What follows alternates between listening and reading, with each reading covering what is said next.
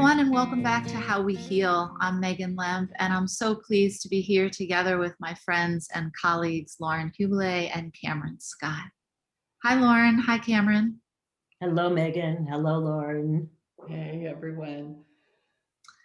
And today we're here for a sort of different and special recording. We just wanted to update you about where we are and what we're thinking our next steps are, what we're feeling guided to do. We had a beautiful conversation recently about a project that we're doing that maybe some of you know about and maybe some of you don't, which is we've been working on a writing project for some time now. And I have come to realize that throughout all of our podcast projects together, it requires from me this excitement and this sympathetic energy mixed with, as we've talked about polyvagal theory, some ventral and connection.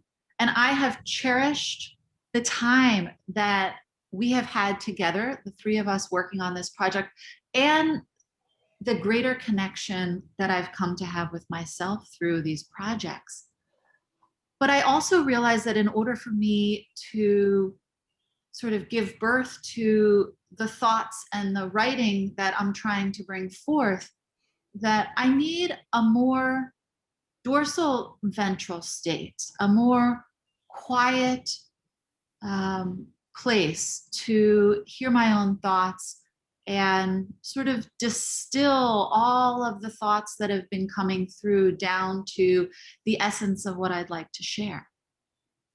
And so we're talking about maybe taking a pause while we work on some other projects. Lauren and Cameron, how does that sit with you? Well, Megan, I think I have no choice right now than to honor the request that's coming up literally from my autonomic nervous system.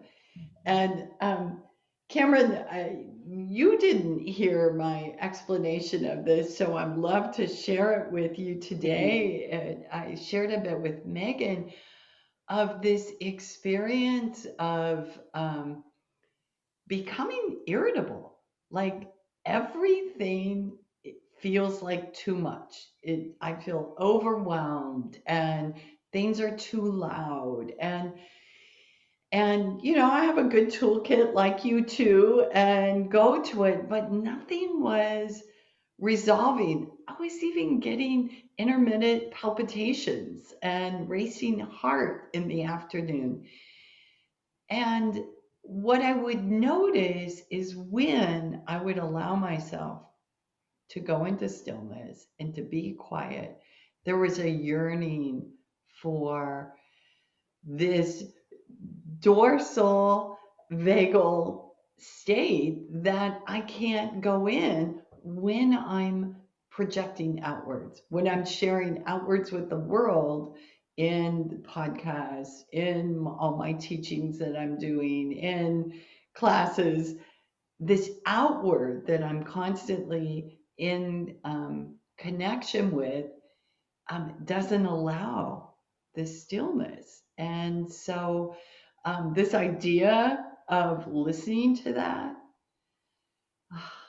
feels like a gift.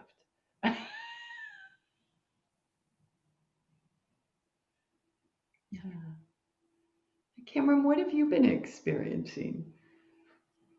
It's a wonderful study in both for me because I feel like that invitation is there. And then there's also a voice in me that just yesterday heard a wonderful astrology person I follow that gives me the flavor of astrology said she too was taking this time to really go in and self-nurture and not lose all the richness that we have learned in this past year in this pandemic and politics. And so many of us have been, really jostled in our sense of where are we now? And rather than just go too far too fast and lose it all, taking that pause and realizing it's kind of one of those moments in my system where like I know this is really important and I want to do it And then I have a little blip in my nervous system that says, but I'm not sure I'm ready. Where are you guys going? And it really is that sympathetic mobilization that's, holds the stories of fear.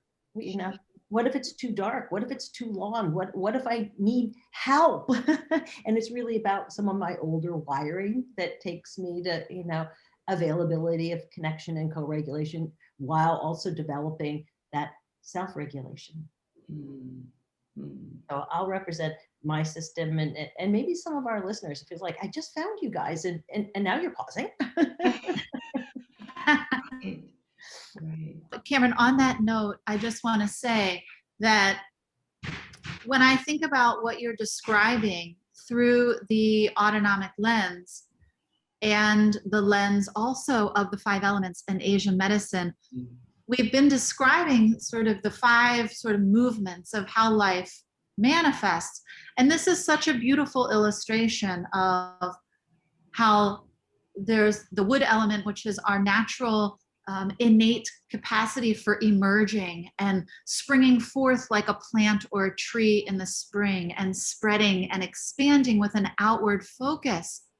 And in the past, when I've talked about metal, I've talked more about it as contraction, but actually it's more about creating a container to bring the focus inward. So getting more in touch with ourselves and our interoception. And I think that's the feeling of safety that the quiet brings, is welcoming more of this safe container for me to listen to my own thoughts and listen to what's going on inside so that I can then bring that forth. Maegan, that's a beautiful way of seeing this, and while that makes sense, I also really hear Cameron's experience, and yes,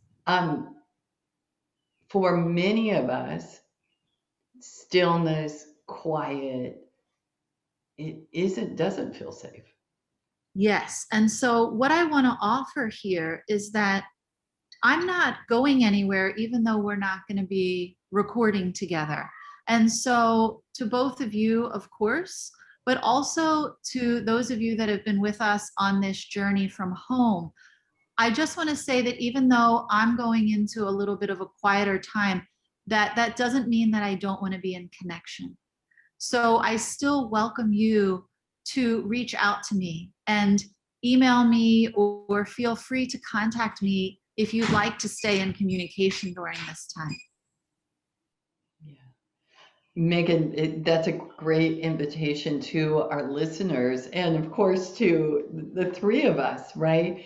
That we can remain connected and honor this state at the same time. This is really important because we think when we honor this going inwards, we have to isolate. But what we're really doing is we're shifting our energy to a project that requires a particular state to create in. And that's really profound. That's a profound awakening for me. And the irritability that I was experiencing, I know now is I I can't be outward and inward at the same time. And so discovering a way that I can stay connected and yet honor that inward place in myself is really, I'm looking forward to exploring that. Yes. So when we're talking about dorsal, we're talking about a more isolated place of quiet, a more shut down place of quiet. But we've done so much talking about the 3 states of the nervous system, and we're really talking about a ventral and dorsal combined state of the autonomic nervous system, which is still a state of connection. It's the state that takes us from shutdown into contemplation or quiet. So I still welcome the connection. I'm looking to deepen the connection in being able to listen internally And I would love, in a more quiet way, to stay in connection with all of you. This is a wonderful moment my system can say of co-regulation, and both of your reflections offering me context and in that way choice and a different way of connecting.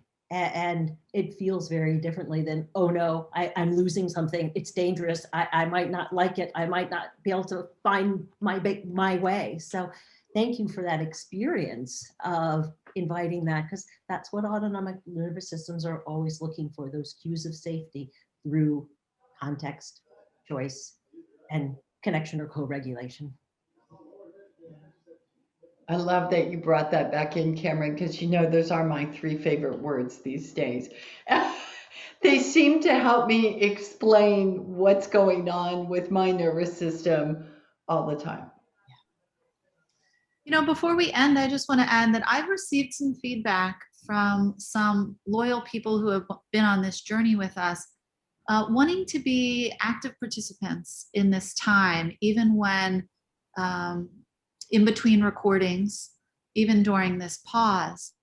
And so I welcome you to continue to contact us if thoughts pop up and you would like some feedback on something going on with your autonomic nervous system or with questions, because this is a beautiful time as we get in touch with our own thoughts and sort of have a little break from our weekly recordings, that we can sit with some of your questions and dive a little bit deeper into things that you as our listeners at home would like to explore. So take this time and sort of reflect on the journey of the autonomic nervous system that we've all been on together. And please feel free to let us know if there's new avenues that you'd like to explore. Thanks for offering that up, Maegan. You know, I mentioned to the two of you, I have come back in these challenging days for myself to Thich Nhat Hanh's book on silence, and I love this very simple portrayal of what we all yearn for and are so lacking in our world. And again, silence isn't solitude. Silence is becoming still within. And there's this beautiful quote I'd love to share with you all from a chapter on the essence of stillness. When we release our ideas, thoughts, and concepts, we make space for our true mind. Our true mind is silent of all words, all notions, and is much vaster than limited mental constructs. Only when the ocean is calm and quiet can we see the moon reflected in it.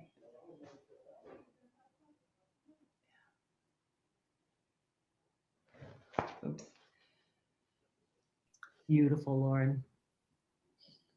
And for those of you at home that are listening to that poem and thinking that that would be something amazing to attain, but it just doesn't feel like reality, I just want to share that a friend of mine, staying with this ocean analogy, shared with me a beautiful image that she read recently of a ship in a storm, and how when we're feeling knocked about and we know that the surface waters are choppy and feeling chaotic, that there is still that deeper calm water that exists underneath. And so if, you know, seeing the moon reflected on the still water is not something that you can access right now and you're feeling choppy and thrown about, that's an okay place to be, but we still hold in our true essence that still water underneath. And that's what the practice is about learning how we can support ourselves in accessing that and accepting the moments where we can't.